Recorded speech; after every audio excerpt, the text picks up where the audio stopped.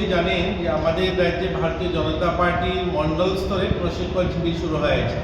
তারই অঙ্গ হিসাবে আজকে আমরা চণ্ডীপুর বিধানসভার অন্তর্গত আমরা আমাদের এই বৈদ্যনাথ যে বিদ্যালয়, এই বিদ্যালয়ে দুদিবসীয় আমরা প্রশিক্ষণ শুরু করেছি এবং এই প্রশিক্ষণের মধ্যে দিয়ে আমাদের বুথ সভাপতি এবং মণ্ডল স্তরে যারা কার্যকর্তারা রয়েছেন তাদের প্রশিক্ষণ অনুষ্ঠিত হবে এবং রাজ্য থেকে 8টা বিষয়ের উপরে বক্তারা আসবেন, আলোচনা রাখবেন।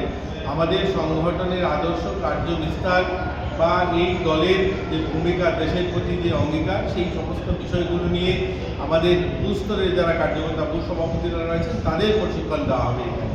এবং আমাদের রাজ্য সরকার এবং কেন্দ্র সরকারের যে ডেভেলপমেন্ট, যে অ্যাচিভমেন্টগুলো রয়েছে সেগুলোও প্রদর্শিত করা হয়েছে এবং এই বিষয়গুলো নিয়েও আলোচনা হবে।